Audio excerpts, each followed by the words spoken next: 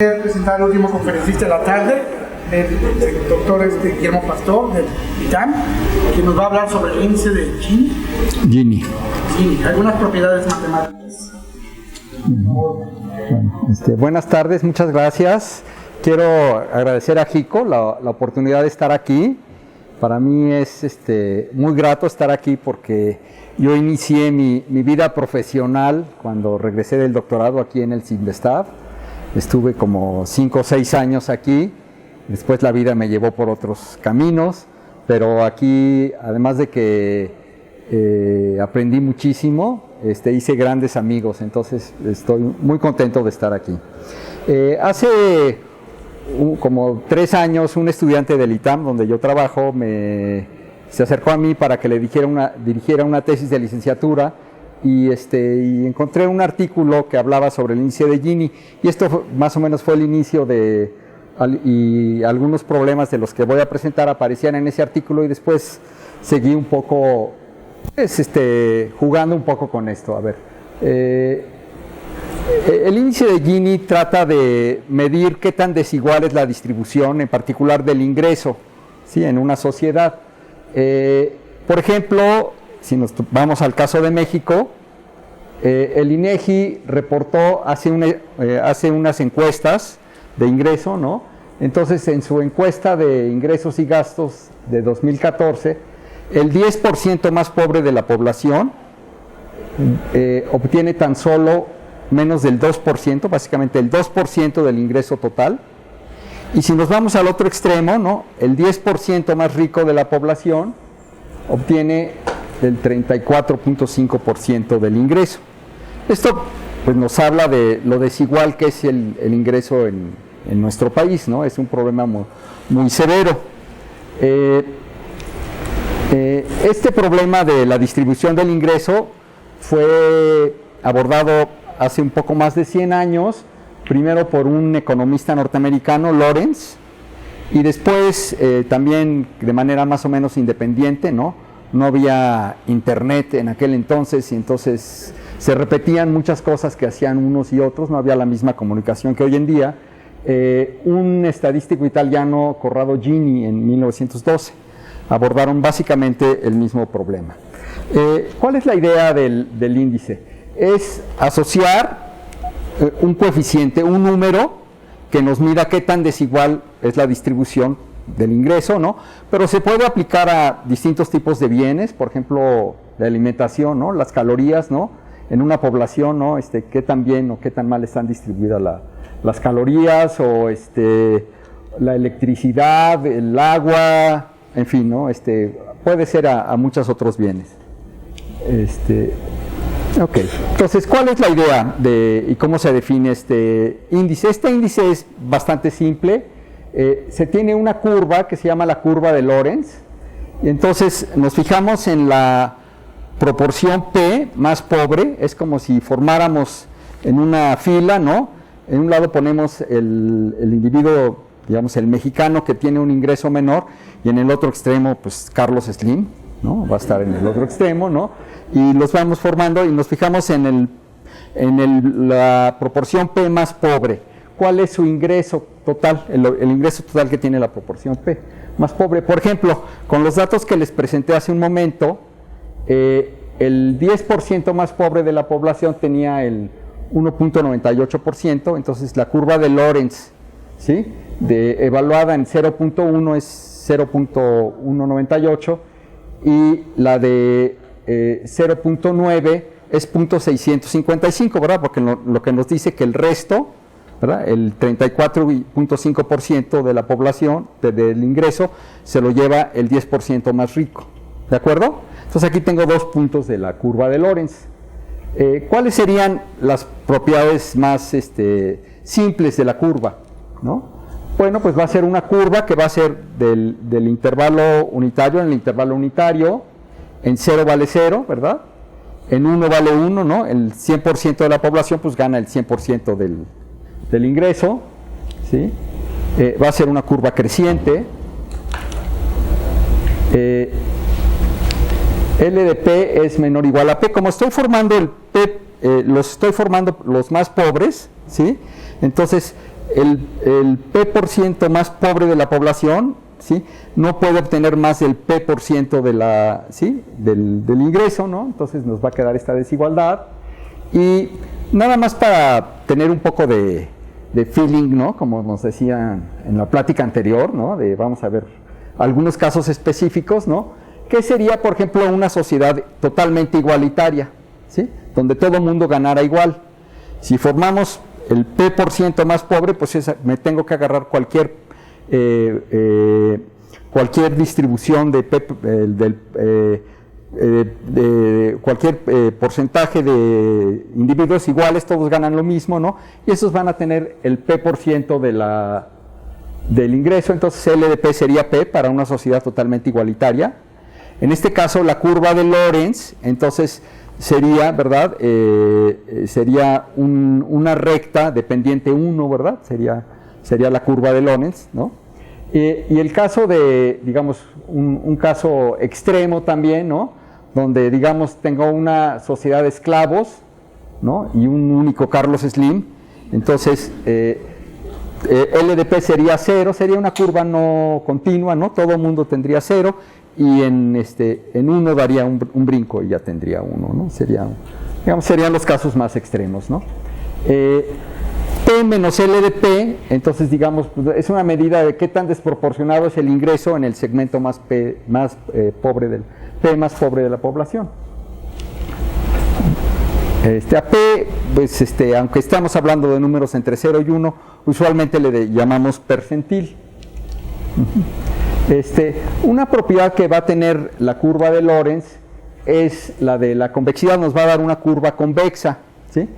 Recuerdo que vimos que si tengo igualdad de ingreso, entonces me produce un segmento de recta, cuando hay igualdad de ingreso en un segmento de la población. Entonces, si yo tengo dos percentiles, P1 y P2, si tuviera igualdad de ingreso, nos iríamos por la curva roja, pero en realidad la curva de Lorenz pues tiene que mostrar, ¿verdad?, que si no hay igualdad de ingreso, entonces me quedaría una curva que va por abajo de la recta esta, ¿no? Y entonces me da que la curva de Lorenz debe de ser una curva convexa, ¿no? Típicamente se vería algo de este tipo, la curva de Lorenz. Y entonces sería como la curva azul. El índice de Gini, entonces, se define como 2 veces el área que hay entre las dos curvas. El número 2, la única función que tiene es que nos hace que el índice de Gini nos quede entre 0 y 1, ¿sí? Si tuviera una sociedad totalmente igualitaria, entonces la curva azul sería idéntica a la curva roja, ¿verdad?, a la recta, y entonces el índice de Gini sería 0. En el otro extremo, en el que habíamos visto de la sociedad donde tengo solo esclavos, ¿no?, y un individuo que gana todo, entonces la curva de Lorenz iría pegada al eje horizontal y brincaría, entonces el índice de Gini sería 1, ¿verdad?, porque sería 2 veces el área del triángulo. Entonces el índice de Gini entonces está entre 0 y 1, ¿no?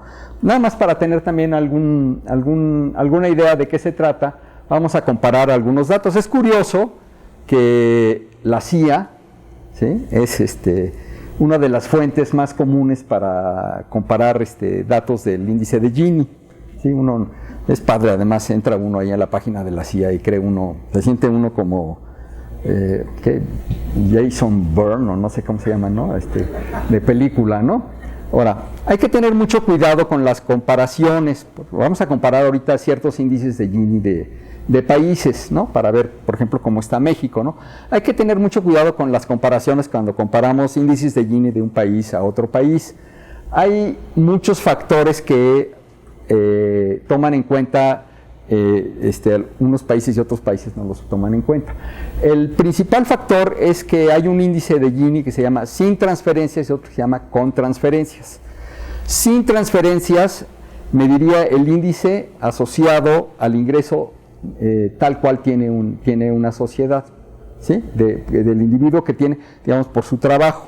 Con transferencias, entonces se evalúa otro tipo de ayudas, como ayudas sociales, por ejemplo, ¿no?, o ingresos que se tienen por fuera de la sociedad, como las remesas en el caso de México, ¿no?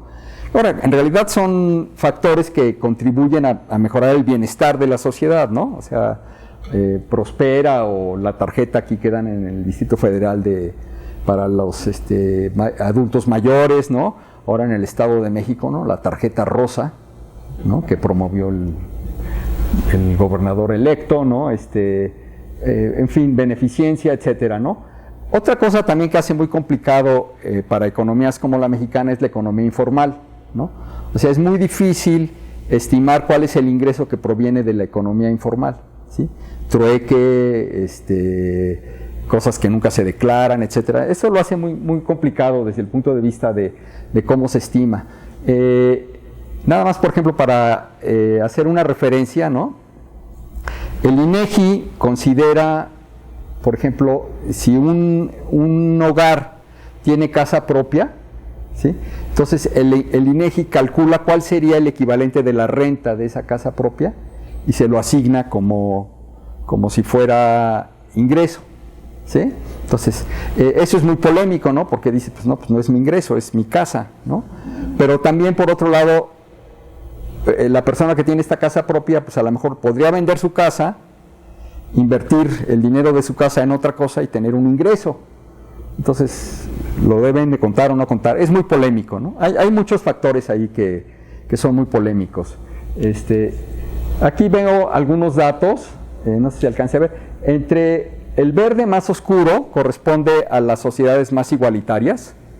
Obviamente, por ejemplo, están los países escandinavos, algunos países europeos, ¿sí? Pero también hay casos sorprendentes, ¿no? Como aquí esto es Pakistán, ¿sí? Que son países, pues, digamos, pobres, ¿no? Digamos, ¿no? Pero con una distribución del ingreso bastante igualitaria, ¿no? O sea, no necesariamente va a la par con la riqueza del país, ¿no? El rojo oscuro corresponde a los países más desiguales, ¿no? Aquí Sudáfrica, algunos países de Latinoamérica o de Centroamérica son de los más desiguales, ¿no? Nada más también para mostrar algunas ideas. Aquí tengo algunos índices de Gini. Entonces, el país con mayor desigualdad es Sudáfrica en el ingreso, con 63%. Chile, por ejemplo, Chile y México son países bastante semejantes, ¿no? Chile tiene un ingreso un poco más desigual que el de México, ¿no? Estados Unidos, que es un país, pues, en muchos sentidos muy rico, tiene también una distribución del ingreso relativamente desigual, ¿no? Bangladesh, por ejemplo, que es extremadamente pobre, una distribución del ingreso muy igual. Suecia, el punto 25, ¿no? Es de los países con mayor igualdad en la distribución del ingreso. Pero de nuevo, cuidado con las comparaciones, no son tan simplonas, ¿no? Pero bueno, a ver. Robin Hood, no sé qué sea eso. No sé, mi nieto ha de haber puesto ahí algo, ¿no? Pero bueno, no le hagamos caso. La ventaja de mi edad es que le podemos achacar a los nietos, ¿no? Cualquier idiotez, ¿no? Entonces, vamos a pensar que tenemos N, el total de hogares, y T, el ingreso total de la sociedad. Entonces, pues, si hago la división me da el ingreso promedio por hogar, ¿no? Entonces, T entre N es el ingreso promedio, ¿no? Ahora, L de P es el ingreso del P percentil más pobre, ¿sí? Y lo divido entre P y lo multiplico por el ingreso promedio, y entonces lo que obtengo es el ingreso promedio en el segmento 0P. Y ahora hago esta diferencia, ¿no? Y entonces esto me daría el ingreso promedio en el intervalo P más H. ¿Por qué hacemos esto? ¿Cuál es el siguiente paso? ¿Cuál? La mente que no es tan pobre. No, a ver, ¿qué hacemos ahora? Tomar el límite, ¿no? Pues ¿no? Ya se les olvidó, ya nada más porque están aquí ya no saben lo que es una derivada, ¿no? Entonces, bueno. Entonces, si tomamos el límite me daría, y lo multiplico por T entre N, ¿no? Entonces me daría L' de P por X barra, el ingreso del hogar que está en el percentil P. Entonces, por ejemplo, ¿verdad? Volviendo también, me estoy regresando a su primer curso de cálculo antes de que ingresaran a la universidad, ¿no? Entonces, si el L' de P es menor que 1, el hogar del percentil P tiene un ingreso menor al ingreso medio, ¿no? Y si es mayor que 1, tiene un percentil superior, pero tiene un ingreso superior al ingreso medio. Ahora, tengo una curva convexa, entonces su derivada es creciente. Entonces, suponiendo aquí diferenciabilidad, entonces va a haber un percentil P estrella donde la derivada es 1 y corresponde, ¿verdad? También recordando ahí nuestros cursos de cálculo, corresponde al punto que está de la curva de Lorentz más alejado de la curva del ingreso igualitario, ¿no? Que está más alejado de la recta de igualdad, ¿no? Y sería P estrella, ¿no? Es donde es mayor, ¿verdad? Esta diferencia. Y entonces podemos dividir entonces la sociedad en dos sectores, ¿no? Aquí quiero aclarar que es una cuestión, pues, de lo que voy a decir no es más cualitativa, ¿no? Los que están de este lado, digamos, son la parte más pobre de la población, los que están de este lado, la parte más rica, ¿no? Nada más es una definición muy boba de rico y pobre, ¿no? Porque también hay, ¿no? Continuamente se manipula mucho, ¿no? En la política, ¿no? Que si ha bajado la pobreza o no ha bajado la pobreza, y pues cómo la miden o no sé qué, ¿no? Entonces es muy complicado y los políticos se apañan ahí de muchas cosas para hacer, ¿no? Entonces esta P estrella entonces divide a la población en dos, en los pobres, entre comillas, y los ricos, entre comillas. Y hay un índice que es semejante al índice de Gini, que le vamos a poner aquí. También se conoce así como el índice de Robin Hood, ¿no? Entonces, el índice de Robin Hood es esta diferencia, P estrella menos L de P estrella. Es esta distancia. ¿Sí? Entonces, y corresponde a la proporción del ingreso, que la proporción de ricos, en el sentido que acabamos de definir, debe de transferir a los pobres para que hubiese una igualdad en el ingreso. Entonces, es otra medida de definir la desigualdad del ingreso, ¿sí? Diferente al índice de Gini, ¿no? Es diferente. Aquí ya tenemos a Robin Hood, ¿no? A los que le parece medio mamón, ¿no? Que ya lo llamemos el índice de Robin Hood, ¿no? Y se quieren poner así muy de domingo, pueden llamarle índice de Schutz o índice de Hoover, ¿no? Pero también en la literatura también se usa el de Robin Hood, ¿no? Y suena más, además, sí, digo, en realidad está bien dado el nombre, ¿no? O sea, ¿no? La idea de Robin Hood era esa, ¿no? Pasar de los ricos a los pobres, ¿no? Bueno, en México, más o menos, P estrella, el porcentaje donde distinguiríamos ricos de pobres, ¿no? Entonces, el 70% de la población tiene un ingreso inferior al promedio y el 30% de la población de México tiene un ingreso superior al promedio, ¿no? Y lo que, digamos, la tercera parte del ingreso total es la parte que deberían de transferir los ricos hacia los pobres para que hubiera desigualdad de ingresos. Es muy alto, ¿no?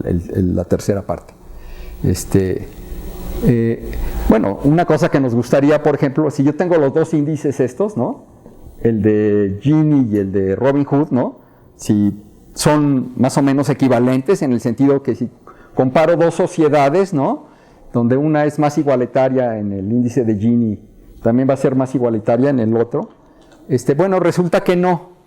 Aquí, por ejemplo, tenemos una distribución, digo, esto es muy esquemático, ¿no? Una distribución azul y una distribución verde de ingreso, ¿no? Digamos estas dos curvas. Entonces, el de Gini son las áreas que hay, ¿no? Entre las curvas. Entonces, aquí veo, por ejemplo, que el área de la curva azul es menor que el área de la curva verde, ¿verdad? Entre las curvas estas y la recta de 45 grados. Y el de Robin Hood es la distancia que hay al punto más alejado. Y aquí veo que digamos, aquí se comportan al revés, ¿no? Los índices de Gini y los de Robin Hood, ¿no? Entonces, uno tiene área menor, pero distancia mayor que el otro, ¿no? Entonces, no miden exactamente lo mismo, ¿no? Pero bueno, hay otras formas, ¿no? De medir la desigualdad, ¿no? Sin embargo, la de Gini sigue siendo la más usada, ¿no? Pero hay otras formas, ¿no? Ahora, hay muchos problemas estadísticos que son estudiados hoy en día, ¿no? En general, los datos disponibles que se tienen para calcular los índices de Gini son agregados, es decir, no conocemos la curva de Lorenz, ¿no? La curva de Lorenz es algo teórico, ¿sí? Algo, ¿no? No la conocemos, ¿no? Entonces, ¿qué quiere decir esto que sean agregados? Típicamente nos los dan en quintiles o en deciles, ¿no? Entonces nos dicen el 10% de la población gana el ingreso del 10% más pobre es tanto, del 20% más pobre es tanto, etc. Entonces nos dan en deciles o aún hasta muchas veces en quintiles, ¿no? Por ejemplo, para 2014, para el INEGI tengo estos valores, ¿sí? Ya habíamos visto del punto 1 y de punto 9, ¿no? Y aquí tengo los otros valores que puede uno consultar en el INEGI, ¿no? Son estos, ¿no? Entonces, ¿qué es lo que tenemos?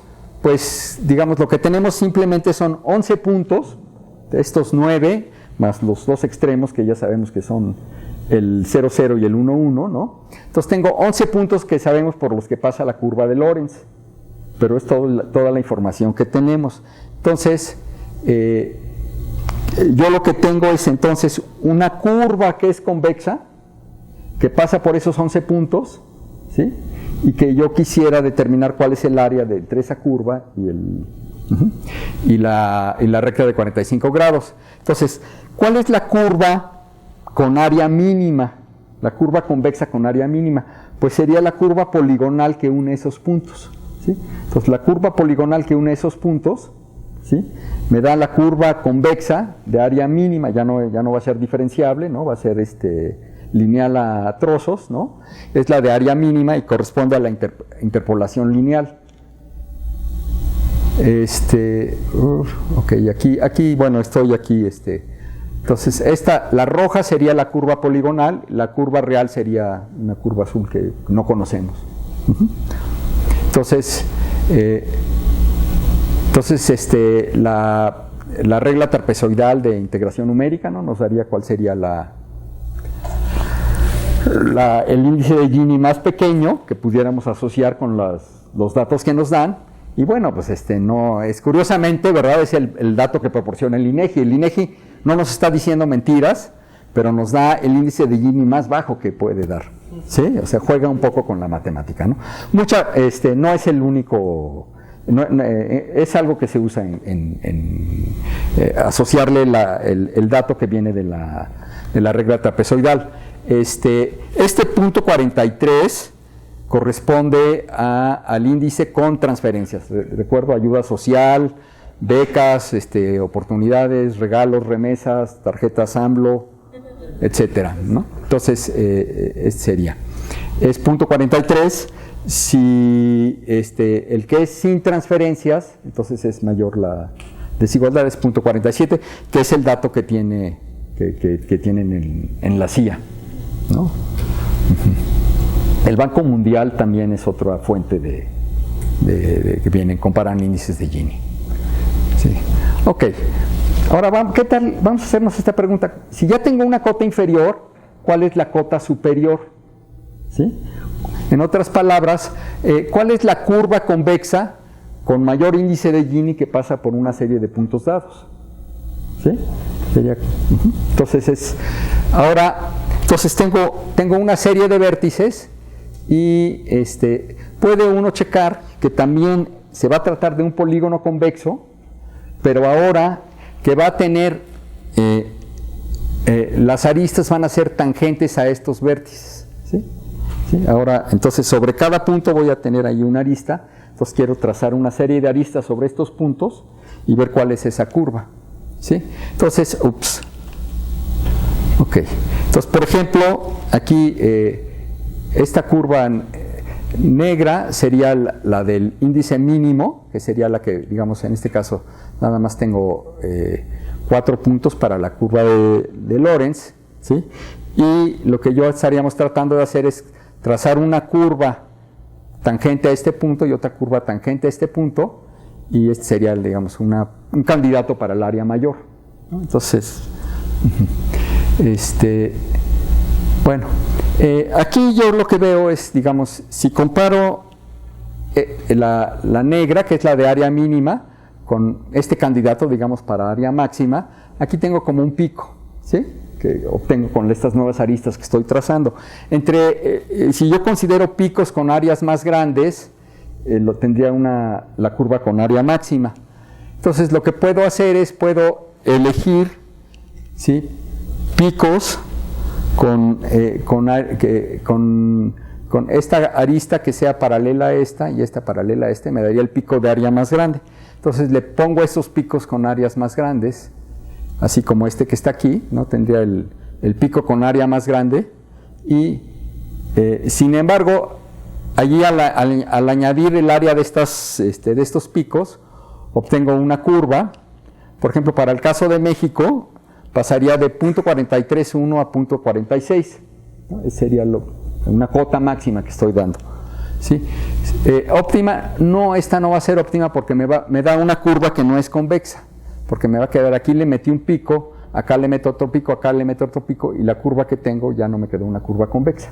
Entonces, esta sí es una cota superior, pero no es óptima. Farris, en un artículo en el Mathematical Monthly, que fue el que nos basamos para la tesis de licenciatura, él propone, conjetura, ¿no? Estudia el caso de distribuciones con 2 o con 3 puntos y ahí estudia un poco y propone que haya alternancia de picos, o sea, pongo este pico sí, este no, este sí. Sí, lo voy, uno sí, uno no, uno sí, uno no, y dice que esa es la curva, que él cree que esa es la curva de área máxima.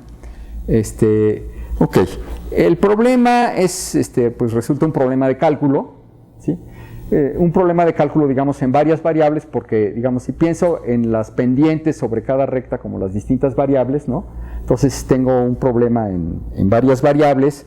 Estas variables las tengo acotadas porque las posibles pendientes, ¿verdad?, tienen que ver con estas pendientes adyacentes máximas o mínimas. Entonces tengo un problema de maximización con restricciones de desigualdad, ¿no? Vamos a tratar de evitar eso, ¿no? Porque no nos gusta hacer las cosas fáciles, ¿no? O sea, ¿no? Una peculiaridad de las matemáticas es que tratamos de hacer las cosas lo más fácil posible, si se puede, ¿no? A veces no se puede, ¿no? Entonces, vamos a tratar de ver si puedo aproximarme a una curva de área máxima a través de soluciones interiores, estoy tratando de ver un problema de maximización, ¿sí?, en una región en Rn, ¿sí?, o en un cubo en Rn, ¿no? Entonces quisiera tomar puntos interiores del cubo y luego irme acercando a la frontera. Entonces, en la plática que dio Isidoro Gittler, les habló cuando empezaron a hablar de NP y P y no sé qué, ¿no?, del problema de programación lineal, ¿no? Los métodos que son polinomiales para la programación lineal son a través de puntos interiores. Las soluciones óptimas, es como programación lineal, las soluciones óptimas son en puntos frontera, ¿sí? Entonces, el método de Karp-Markov es irse a través de puntos interiores y luego se va acercando a un punto frontera. Aquí vamos a tratar de hacer algo parecido. Claro que mi problema es más sencillo, ¿no? Entonces, Ok, entonces, digamos, yo escojo ciertas pendientes y me fijo en el área el doble del área del polígono que obtengo, y esa sería mi función. A pesar de que puedo yo calcular explícitamente cuál es esta expresión, ¿sí? Se vuelve una expresión muy compleja, ¿no? O sea, tengo que calcular dónde se cruzan curvas, calcular áreas, no sé qué, y se vuelve realmente muy difícil de analizar. No, ese no es el camino a seguir, ¿no? Eso fue lo que hizo Farris, ¿no? Pero con casos con muy pocos vértices. Entonces él sí lo pudo hacer, pero si lo hacemos en general es un camino que no es el adecuado. Entonces, pero vamos a tratar de ver si fuese un punto interior, una solución, pues debería tenerse esta propiedad, ¿no? Que las derivadas parciales sean cero.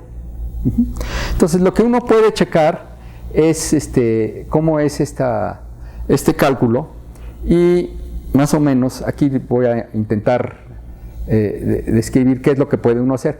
Estas dos curvas rojas ya están dadas. Tengo este vértice, y sobre este vértice tengo que escoger una recta, ¿sí?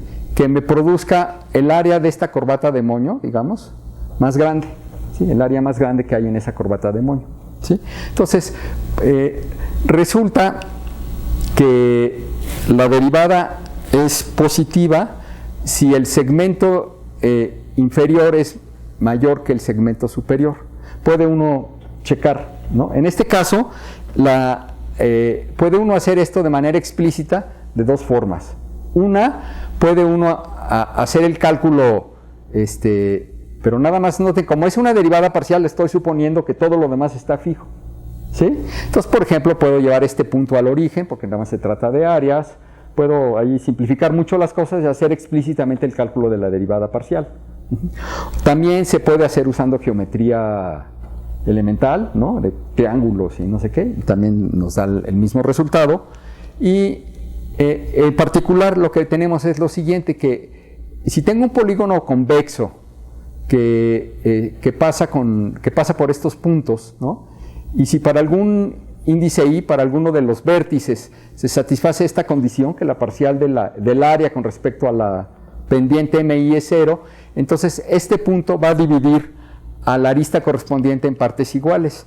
Aquí veíamos, para que la derivada sea 0, este segmento de este lado debe ser igual a este segmento de este otro lado.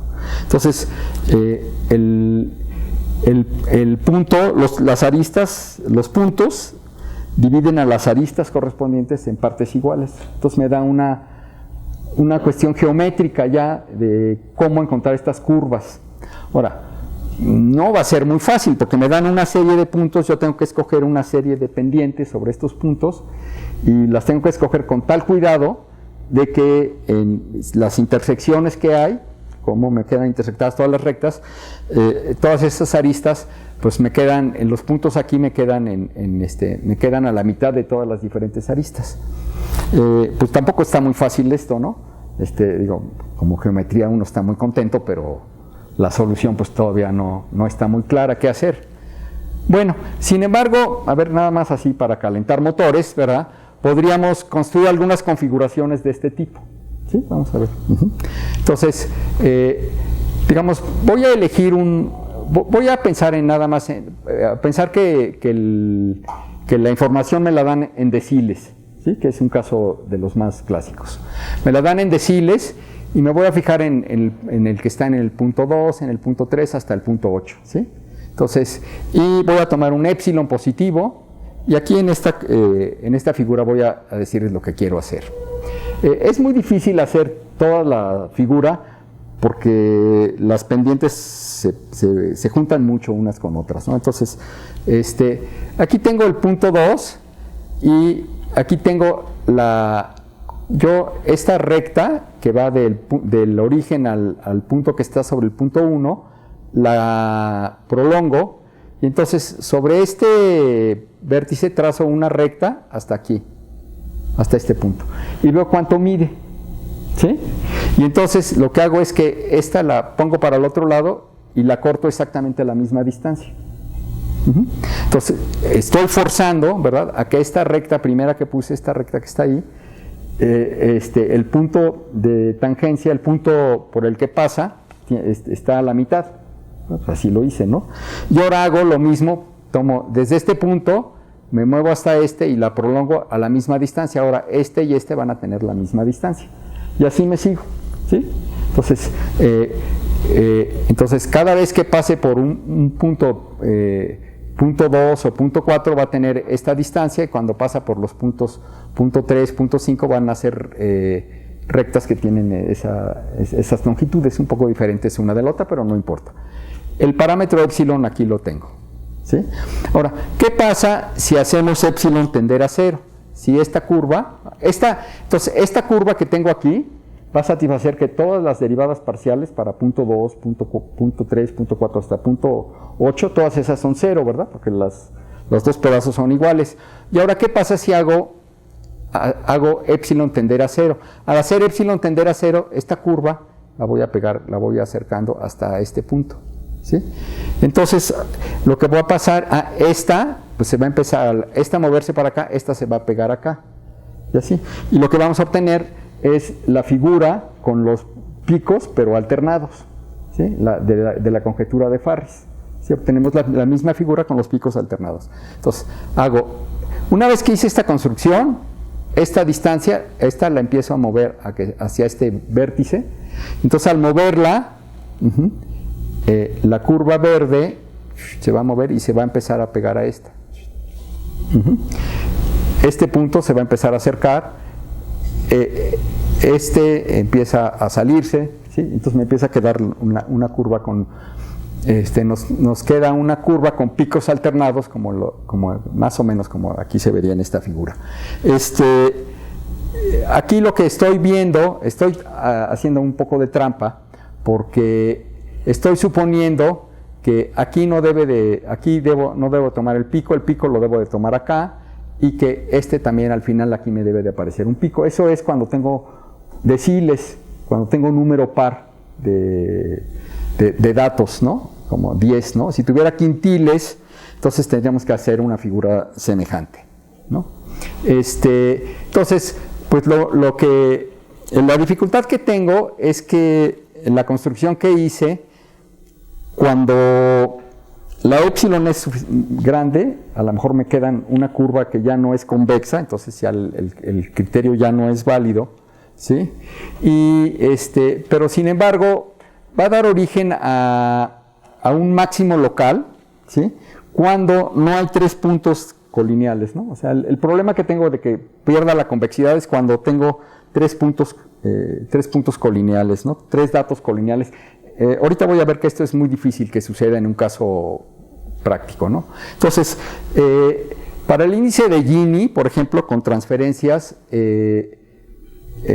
las cotas, esta sería la del INEGI, punto 431, que es la más pequeña, y esta sería la curva de Gini con área máxima. Entonces, el índice de Gini con transferencias, pues es un valor que está real, ¿no? Entre el punto 431 y el punto 453.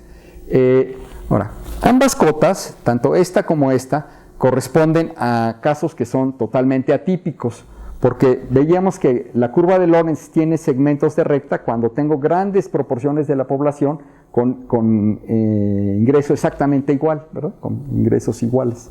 Entonces, digamos, aquí querría decir que tengo, ¿sí? Nada más tengo en toda la población de México, ¿no? Solo hay 10 tipos de hogares, ¿no? El hogar tipo 1, donde todos los del tipo 1 ganan el mismo ingreso, todos los del tipo 2 el mismo ingreso, pues claramente esto no es así en una sociedad, ¿no? En una sociedad rica, ¿no?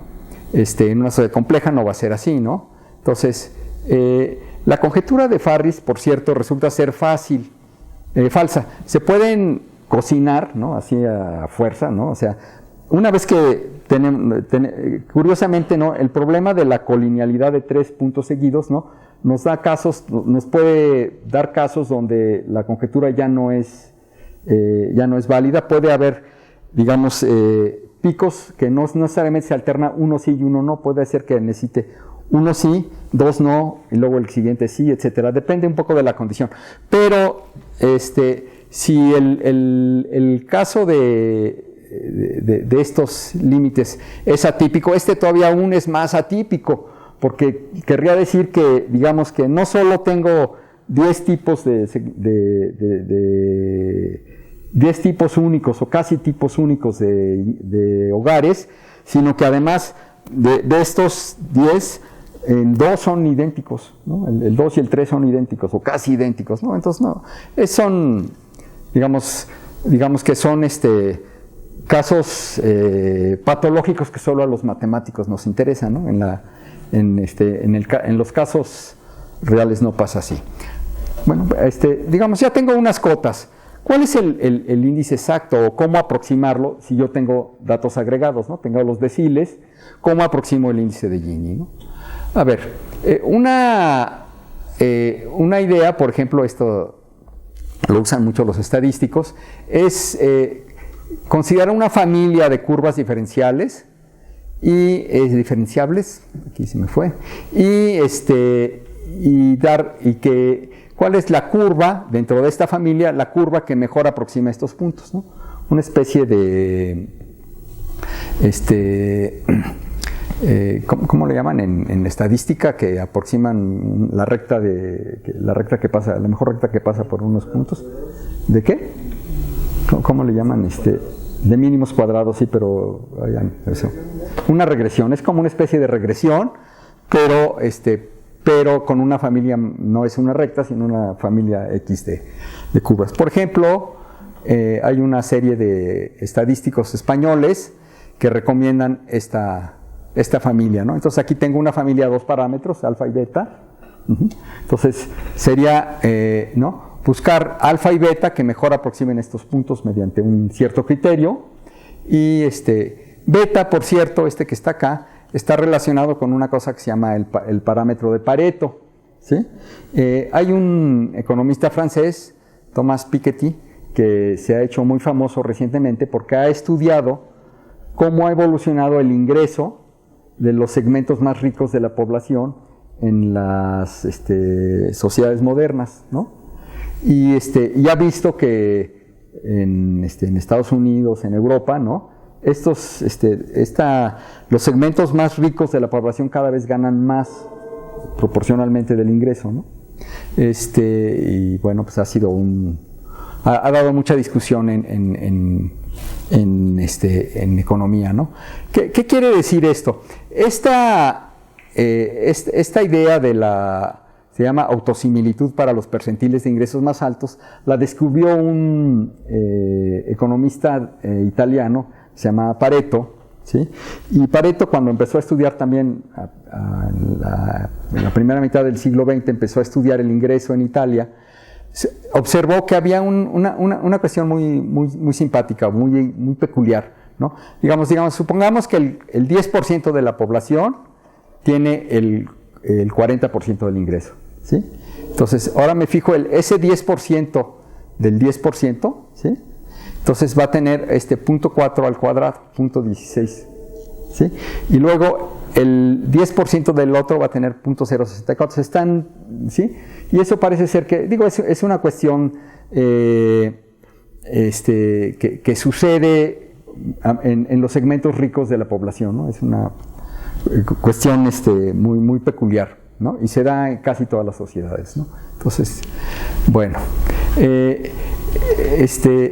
sin embargo, resulta que si yo tomo esta familia, pongo un criterio para encontrar la curva que mejor se aproxima a estos puntos con algo como tipo mínimos cuadrados o algo así, ¿no?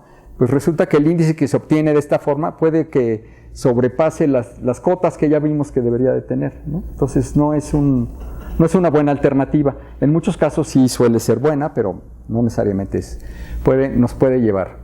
Podemos hacer cosas más sencillas, ¿no? Recuerdo, por ejemplo, ¿se acuerdan de la regla de Simpson para integración numérica, ¿no? Entonces, yo aquí les estoy recordando, ¿no?, su pasado ¿no? De cuando eran buenos estudiantes de cálculo, ¿no? La regla de Simpson, ¿no? Es una regla muy sencilla para aproximar una integral, ¿no? Lo que hacemos es tomar segmentos parabólicos, ¿no? Que pasan por 3 puntos, ¿no? Sin embargo, el problema que tengo desde el punto de vista geométrico, ¿no? Yo quiero que la curva de Lorentz sea convexa y yo aquí tengo segmentos parabólicos y puede ser que seguramente me da una curva que no es convexa, ¿no? Pero tengo aquí una forma de hacerlo. Mi formación original era de topólogo, ¿no? Entonces, bueno, yo dije, no, bueno, pues una curva diferencial, ¿no? Que tenga derivadas y una curva diferenciable. Entonces, yo puedo tomar una curva convexa diferenciable. En lugar de tomar segmentos parabólicos, puede uno hacer, por ejemplo, con pedacitos de elipses y le pongo que las elipses sean tangentes, se peguen bien y me den una curva diferenciable, ¿no? Tendría otro tipo de aproximación. Esa sí me daría una curva convexa, ¿no? Aquí tengo algunos ejemplos. A ver, aquí tengo hasta el final, este es el número de intervalos, ¿sí? Este es la encuesta del INEGI de 2014. La encuesta del INEGI de 2014 puede uno acceder a, le llaman los microdatos, ¿sí? Y entonces vienen los datos de 19.479, o sea, hicieron una encuesta con 19.479 individuos.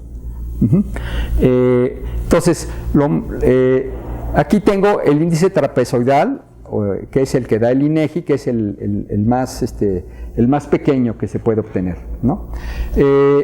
Entonces, aquí tengo el máximo, que es el de la conjetura de Farris, que es casi siempre, digo, salvo que veíamos que, salvo casos totalmente atípicos, no va a ser el de Farris, pero aquí tengo cuáles serían los máximos con los datos. Claro que entre mayor número de datos se van a ir cerrando las diferencias entre el máximo y el mínimo, ¿no? Entonces, por ejemplo, y aquí tengo el elíptico, el de Simpson, y aquí tengo uno que le llamé medio, que es el más simplón, que es tomar el trapezoidal, el máximo y tomar el promedio. ¿Sí? Es lo más simplón. Bueno, curiosamente, este medio, ¿sí? Es el que mejor aproximación me da cuando tengo pocos datos. Si tengo 5 o 10 datos, quintiles o deciles, el índice medio es el que mejor aproximación me da, tomando nada más el promedio del máximo y del mínimo, ¿no? Cuando tengo 20, este elíptico, ¿no? Que construimos con la esperanza de que la topología es lo máximo, ¿no? Pero no siempre, ¿no? Aquí ya no me tomé molestia de ver cuál funcionaba mejor porque ya tengo demasiados datos. Ya, digamos, el interés es cómo aproximarlo, cómo obtener una mejor aproximación con pocos datos, ¿no? Entonces, bueno, pues con los datos que tengo, este sería el índice exacto, ¿no? Aquí, pues ya no vale la pena aquí con tantos hacer cuál es el máximo, el mínimo, no sé qué, ¿no? Ya no hay diferencias.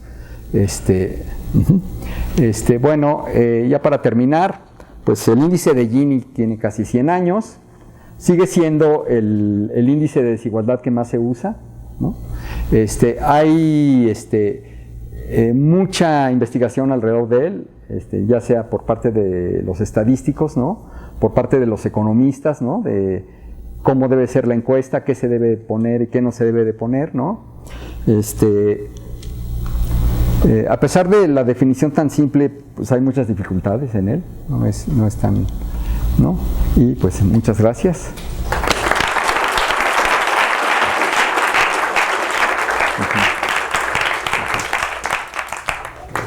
¿Preguntas para Guillermo? Yo tengo una pregunta. Sí. ¿Por qué al momento de aproximar los puntos a una curva no utilizan el método de mínimos cuadrados o consideran una función a trozos y hacen una transformada del Fourier del espacio discreto a un espacio continuo para ver cuál es la mejor aproximación? ¿En qué fallaría eso? NPI. No tengo la menor idea. A ver. ¿Por qué invitan a estos alumnos, chicos? A ver, dime. Otra vez, a ver. Lo que sucede es que, por ejemplo, si yo meto esos datos a Excel y hago la gráfica, puedo ver cuál curva, cuál poligonal se aproxima mejor. Porque usted, bueno, no consideran hacerlo de esa manera que utiliza el método de métodos mínimos cuadrados. No, bueno, no sé, digo, puedes utilizar algún criterio de mejor aproximación, ¿no? No sé, digo, lo que pasa es, bueno, es que yo veo... sí, yo fui con un colega mío que es numérico, ¿no? Y le presenté el problema, ¿no? Y él fue el que me hizo la aproximación, ¿no? Yo no me dedico a... Es evidente, ¿verdad? No me dedico a cuestiones numéricas, ¿no? Entonces le presenté el problema con los datos de los deciles, ¿no? Para el caso de la distribución de México, ¿no? Y él me calculó la alfa y la beta de esta. Hay más, por cierto, ¿no? Yo nomás aquí puse un ejemplo de una familia de curvas, ¿no? Se ve que, digamos, es una cuestión también de estas en las que la gente que se dedica a eso debe tener ya cierta sensibilidad para que cierto tipo de distribución pues, se aproximan mejor con cierto tipo de familias, ¿no? Pero no es algo muy sencillo, ¿no? Debe de haber hay muchos criterios, ¿no? Para hacer las mejores aproximaciones.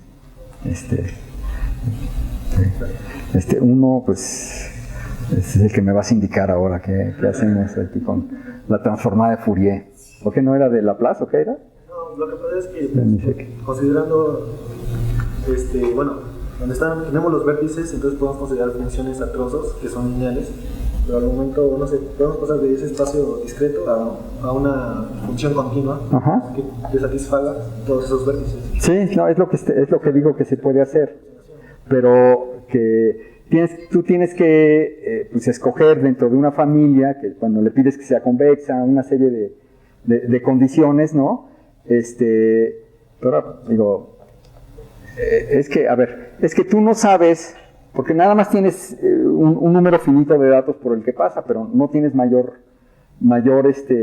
información, entonces no sabes en realidad cuál es la mejor curva, porque pues nada más te estás basando en ciertos datos, ¿no? Digamos, yo aquí ya hice lo que en el caso de la encuesta del INEGI, ¿no?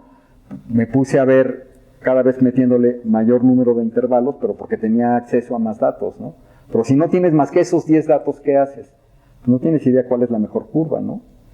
Con 10 datos no sabes qué hacer. Bueno. ¿Fáciles? No, porque aquí ya no quiero que me... Bueno, pues si no, vamos a ver. Gracias.